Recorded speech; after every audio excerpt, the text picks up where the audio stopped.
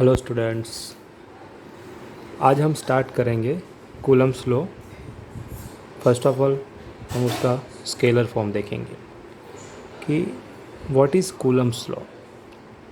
First of all हम उसका जो स्टेटमेंट है उसको देखेंगे, फिर उसका स्केलर फॉर्म डिराइव करेंगे।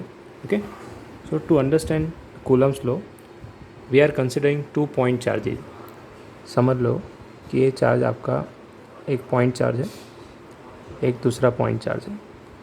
यहाँ पे चार्ज Q1 इंडिकेट कर देंगे, इसको हम चार्ज Q2 इंडिकेट कर देंगे। दोनों चार्ज एक दूसरे से R डिस्टेंस पे है, दोनों के बीच का डिस्टेंस है R। As we know that अगर लाइक चार्जेस होंगे तो अट्रैक्शन या repulsion, okay, depends on the polarity.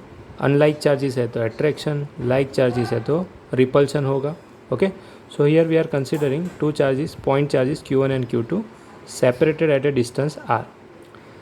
So two charges Q1 and Q2 एक दूसरे पे फोर्स लगाएंगे। सपोज हम ऐसा कंसिडर कर सकते हैं कि फोर्स एक्टिंग ऑन अ 2/1, 2 पे 1 ने फोर्स लगाया तो इसको F21 इंडिकेट कर देंगे। अगर 1 पे 2 ने फोर्स लगाया तो इसको इंडिकेट कर देंगे F12। ए वाला जो चार्ज है इस पे फोर्स लगाएगा, ए वाला चार्ज इस पे फोर्स लगाएगा। ये जो प्रोसेस है वो साइमल्टेनियसली होगी। सो कूलम ने दो चार्ज के पॉइंट चार्ज को एक्सपेरिमेंट किया कि अट्रैक्शन रिपल्शन कैसे हो रहा है, तो उसकी एक डिपेंडेंसी निकाली कि जो फोर्स एक्ट हो रहा है वो किस पे डिपेंड करेगा। तो जो फोर्स एक्ट हो रहा है इन दोनों चार्जेस के प्रोडक्ट के डायरेक्टली प्रोपोर्शनल में होगा, एंड उनके बीच का जो डिस्टेंस है R उसके स्क्वायर का इन्वर्सली प्रोपोर्शनल होगा, जिसको उसने नाम दे दिया Coulomb's law. So first of all हम यहाँ पे कूलम्स लॉ का स्टेटमेंट लिखेंगे, फिर इसका जो फार्मूला है उसको अंडरस्टैंड करेंगे। So what is Coulomb's law, Coulomb's law का स्टेटमेंट क्या होगा। तो कूलम्स लॉ के स्टेटमेंट को अंडरस्टैंड करने के लिए आपको मैं यहाँ पे दो चीज़ें बता देता हूँ। एक, जो फोर्स एक्ट होगा दोनों चार्जेस के बीच में, जिसको आप इलेक्ट्रोस्टैटिक फोर्स भी बोल सकते हो, वो डायरेक्टली प्रोपोर्शनल होगा दोनों चार्जेस के प्रोडक्ट को, एंड इन्वर्सली प्रोपोर्शनल होगा इन दोनों के बीच का जो डिस्टेंस है R उनके स्क्वायर को। Okay, so this is known as a Coulomb's law. अब इसी चीज़ को हम स्टेटमेंट के फॉर्म में लिखेंगे। So what is Coulomb's law, तो आप ऐसे लिख सकते हो द इलेक्ट्रोस्टैटिक फोर्स, या तो कोलम्बियन फोर्स भी आप लिख सकते हो। The electrostatic force acting, the electrostatic force acting between two point charges, okay, the electrostatic force या तो Columbian force acting between 2 point charges, इसको निकाल रहे हैं हम, is directly proportional to the product of charges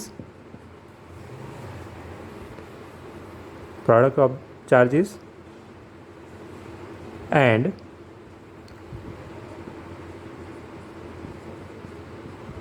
inversely proportional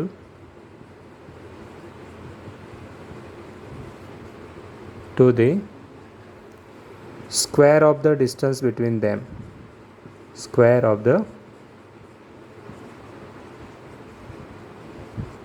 distance between them। तो आपका हो जाएगा कूलम्स लॉ। कूलम्स लॉ का स्टेटमेंट क्या होगा, द कोलम्बियन फोर्स भी लिख सकते हो, द इलेक्ट्रोस्टैटिक फोर्स भी लिख सकते हो, या तो इलेक्ट्रिकल फोर्स, जो लिखना आप लिख सकते हो। The electrostatic force acting between 2 point charges is directly proportional to the product of charges and inversely proportional to the square of the distance between them. Okay, अब ये जो इक्वेशन है मतलब जो स्टेटमेंट है उसको इक्वेशन के फॉर्म में लिखे तो ये क्या आएगा, F is directly proportional to the product of two charges मतलब Q1 Q2 and inversely proportional to the square of the distance between them. Okay, तो यहाँ पे आपको एक इक्वेशन मिला F is equals to K Q1 F is proportional to Q1 Q2 upon R square. जब हम यहाँ से प्रोपोर्शनलिटी को हटाएंगे मतलब प्रोपोर्शनलिटी का कांस्टेंट पुट करेंगे तो उसको हम के कंसिडर कर लेंगे।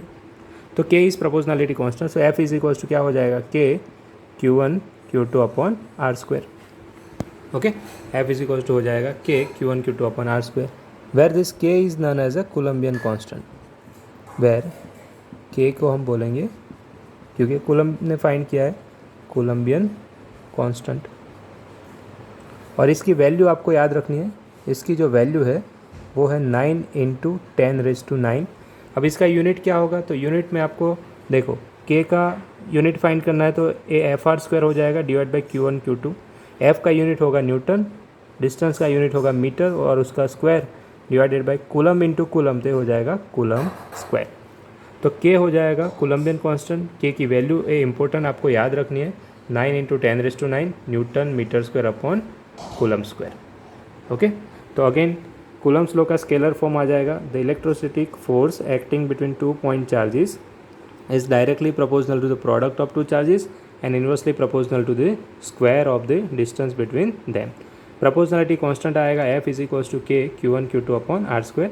ओके, के है कोलम्बियन कांस्टेंट, इसकी वैल्यू है 9 × 10⁹। ओके, कई बार के को यहाँ पे चलो के को आप 1/4πε0 भी लिख सकते हो।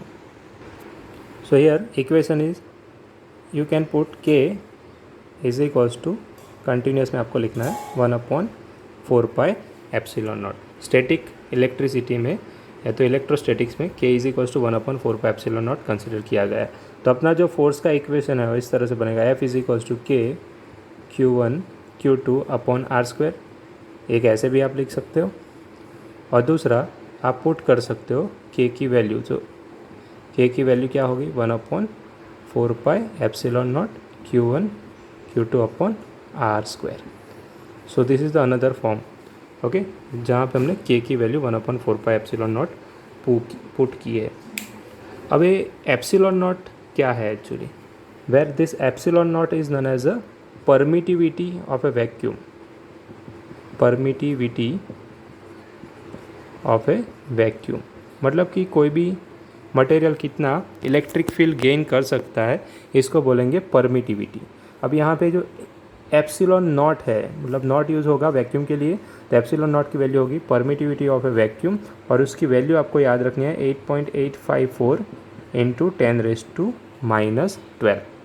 इसका जो यूनिट होगा वो के का जो यूनिट है उसका इन्वर्सली प्रोपोर्शनल है, के से इन्वर्सली प्रोपोर्शनल में है तो के का यूनिट जो आया newton metre square upon coulomb square, उसका उल्टा यूनिट हमें लिख देना है, तो coulomb square upon newton metre square. So ε0 की वैल्यू आपको याद रखनी है, के की वैल्यू आपको याद रखनी है, कूलम्स लॉ का स्टेटमेंट याद रखना है और एक कूलम्स लॉ का जो स्केलर फॉर्म है, यहाँ पे हमने वेक्टर का साइन मेंशन नहीं किया है, स्केलर फॉर्म है, तो F is equals to K Q1 Q2 upon R square या तो F is equals to 1/4πε0 Q1 Q2 upon R square. ये आपका हो जाएगा scalar form of a coulomb's law. ये दोनों वैल्यू ε0 और के की वैल्यू इंपॉर्टेंट है जिसको आपको याद रखना है। अब के का डायमेंशनल फार्मूला क्या होगा वो भी आपको याद रख लेना है, डायमेंशन फार्मूला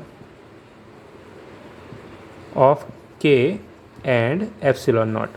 तो के एंड ε0 का डायमेंशनल फार्मूला आपको फाइंड करना है, तो उसके लिए आपको क्या करना होगा, के का यूनिट जो है उसको सिंप्लीफाई कर, के का यूनिट है newton metre square upon coulomb square.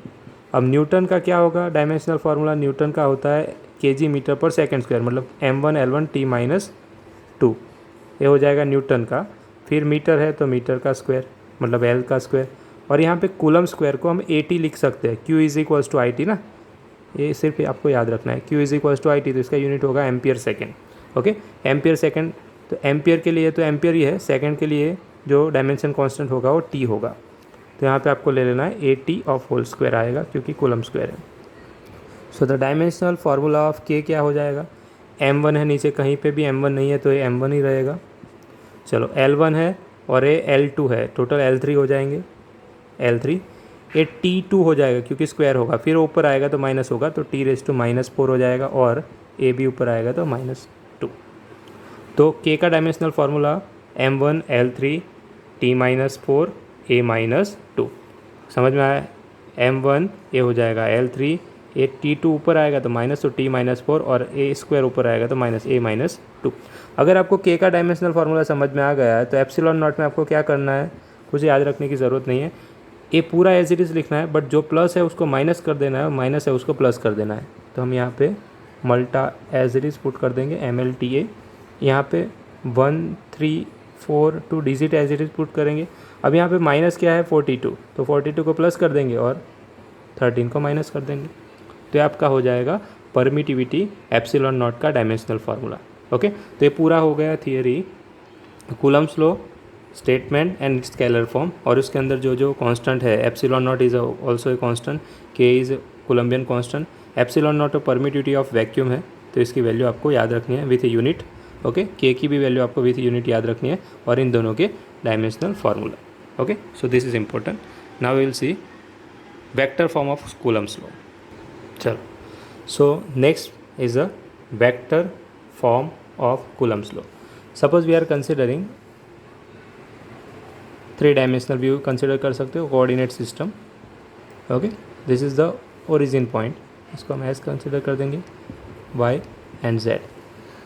आप सिंगल डायरेक्टली ओपन स्पेस में भी बता सकते हो, बिकॉज ओपन स्पेस जो है अगर आप ऐसे XYZ मतलब कि आप ड्रॉ ना करो और डायरेक्टली आप बताओगे तो भी चलेगा क्योंकि वो 3 डायमेंशन ही कंसिडर होगा।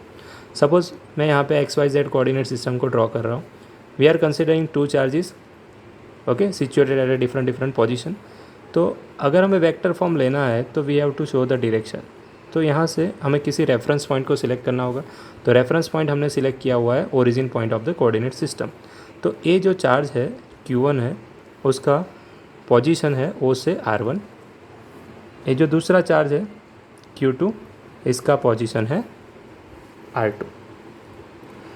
When 2 charges are in a coordinate system, मतलब 3D या 2D कंसिडर कर सकते हो आप।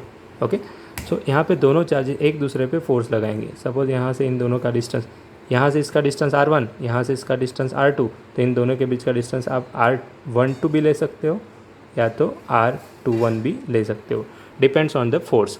सपोज आपका फोर्स 1 से 2 की ओर जा रहा है, ओके, तो फाइनल पोजीशन ए होगी तो आपको R2 माइनस R1 मतलब कि R21 लेना होगा। ओके, R12 को हम क्या लिखेंगे और R12 क्या है, देखो R12 का मतलब क्या होगा और R21 का मतलब क्या होगा। R12 मतलब कि 2 से 1 का डिस्टेंस, यहाँ पे क्या होगा 1 से 2 का डिस्टेंस। ओके, तो R12 मतलब 2 से आप 1 जा रहे हो तो 1 फाइनल पोजीशन होगी, तो R1 माइनस R2 लिखोगे। R21 को आप क्या लिखोगे, R2 माइनस R1, कुछ भी आप ले सकते हो। ओके, अब कूलम्स लॉ, यहाँ पे फोर्स एक्ट होगा, दोनों चार्जेस एक दूसरे में, या तो फोर्स एक्टिंग ऑन 1/2 भी लिख सकते हो या तो आप ऐसे भी लिख सकते हो फोर्स एक्टिंग ऑन 2/1। ओके, तो ये दोनों आप डायरेक्शन मेंशन कर सकते हो। सपोज आप 1 to 2 का फोर्स लग रहा है, मतलब 2 पे फोर्स लगेगा तो फोर्स एक्टिंग ऑन 2/1 हो जाएगा, 2/1, तो एरो इस तरफ आएगा। ओके, अगर आप फोर्स एक्ट हो रहा है 1 पे और लगा रहा है 2 तो हो जाएगा फोर्स एक्टिंग ऑन 1/2, तो F12, तो एरो इस तरफ आएगा। ओके, तो उससे कोई प्रॉब्लम नहीं है क्योंकि दोनों फोर्स जो है इक्वल मैग्नीट्यूड ऑपोजिट डायरेक्शन के होंगे। तो R12 R21 ये पोजीशन मतलब कि डिफरेंस है। तो यहाँ पे आप डायरेक्ट फार्मूला यूज़ कर सकते हैं और कुछ चीज़ें मेंशन आप कर सकते हो थियोरी में, as shown in figure consider 2 charges Q1 and Q2 having a position vector R1 and R2, ऐसा आप थियोरी में लिख सकते हो। सो द फोर्स एक्ट, यहाँ पे मैं पहले लिख दूंगा फोर्स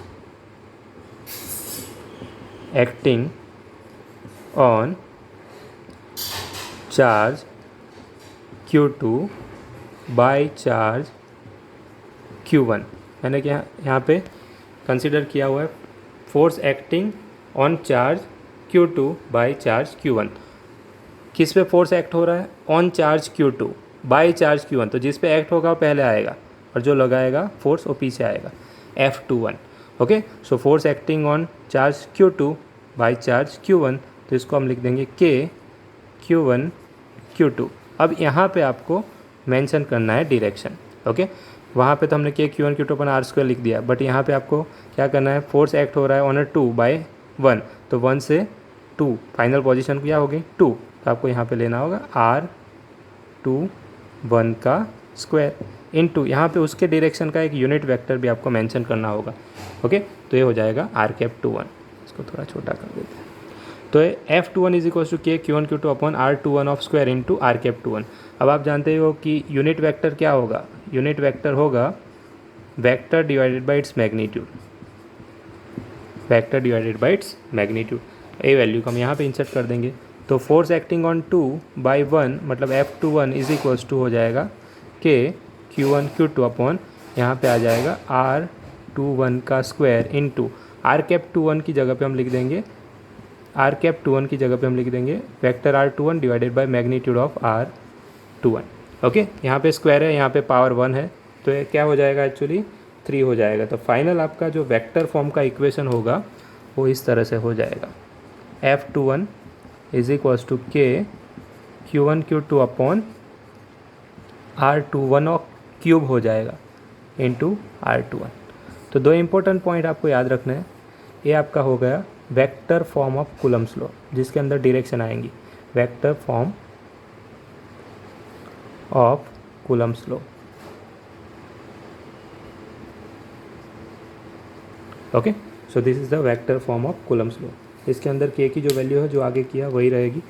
डिफरेंस क्या है, वहाँ पे फोर्स आर स्क्वायर से प्रोपोर्शनल में था, यहाँ पे जो फोर्स है वो मैग्नीट्यूड के क्यूब से प्रोपोर्शनल में है, और यहाँ पे जो आंसर आएगा वो लास्ट में वेक्टर के साथ ही मल्टीप्लाई होगा, तो वेक्टर फॉर्म ही आपको मिलेगा IJK वाला स्टेप, और जो आगे किया उसमें नंबर मिलेगा 17 न्यूटन 18 न्यूटन, इसके अंदर आपको क्या मिलेगा, तो I cap plus J cap plus K cap के फॉर्म में इक्वेशन मिलेगा। अगर इसका आपको मैग्नीट्यूड फाइंड करना है तो 11th का जो वेक्टर वाला मेथड है, magnitude of any vector √x² plus y² plus z², वो करके आप फाइंड कर सकते हो। Okay, so this is the vector form of Coulomb's law. Okay, आप देख सकते हो इसमें से आपको जो वैल्यू यूज़ करनी है 2-1 या 1-2, 1-2 होगा तो इसमें सिर्फ 1-2 हो जाएगा, तो यहाँ पे भी चेंज हो जाएगा और कोई फ़र्क पड़ने वाला नहीं है। ओके, दूसरा एक इंपॉर्टेंट पॉइंट आप यहाँ पे मेंशन कर सकते हो कि जो फोर्स एक्ट होगा एज पर Newton's third law, force acting on 1/2 is equal to negative of force acting on 2/1, क्योंकि ये म्यूचुअल एट्रैक्टिव और रिपल्सिव फोर्सेस है, मतलब कि दोनों बॉडी पे जो फोर्स एक्ट होंगे वो साइमल्टेनियस होंगे और म्यूचुअल होंगे और ऑपोजिट डायरेक्शन में होंगे, तो ये इस तरह से लिखे जाएंगे F12 is equals to minus of F21। Okay, so this is the vector form of Coulomb's law. Thank you.